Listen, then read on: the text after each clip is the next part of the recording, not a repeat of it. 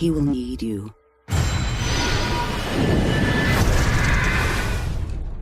And we all need him.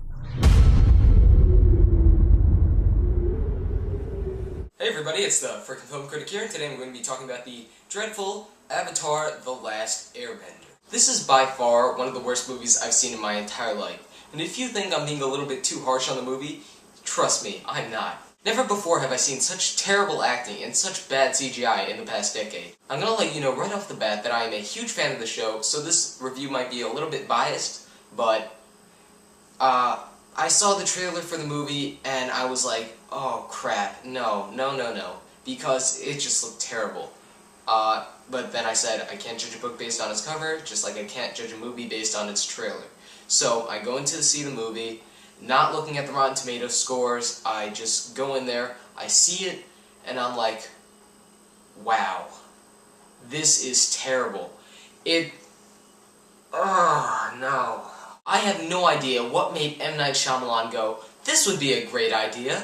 Let's pack in all 22 episodes from Book 1 of Avatar The Last Airbender into a 1 hour and 30-minute movie. What's wrong with you? This movie was not at all faithful to the series, not in one bit. They could not even pronounce the characters' names properly. They pronounced Aang, Ong, they pronounced Avatar, Avatar, they pronounced Sokka, Soka. I mean, what the hell? And they even called Uncle Iroh, Uncle Iroh. What?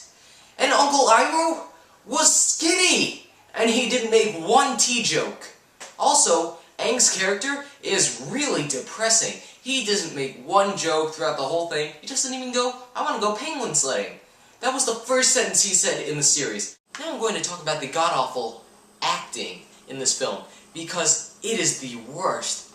The actor that played Aang, it's definitely one of the worst performances I've seen on screen ever. I heard that he only got chosen because he sent them like a video of him doing all these martial arts movements. So yeah, his martial arts movements are a bit impressive, but doesn't mean you should cast him as your lead role in a movie like this, because, I mean, wow. His face was expressionless during the whole film. It was like he was Keanu Reeves.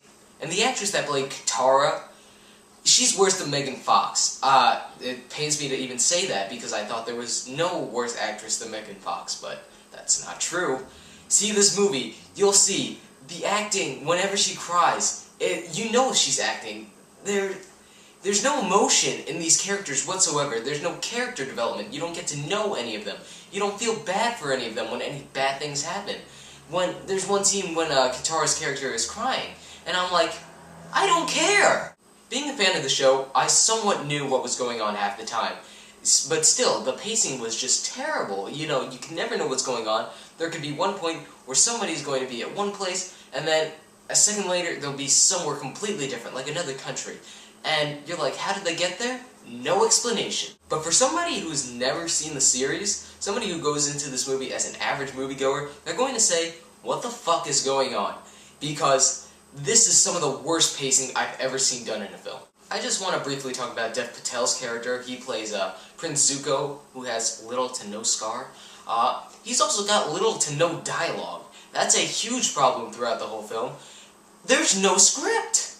It's like these characters were improvising the whole film.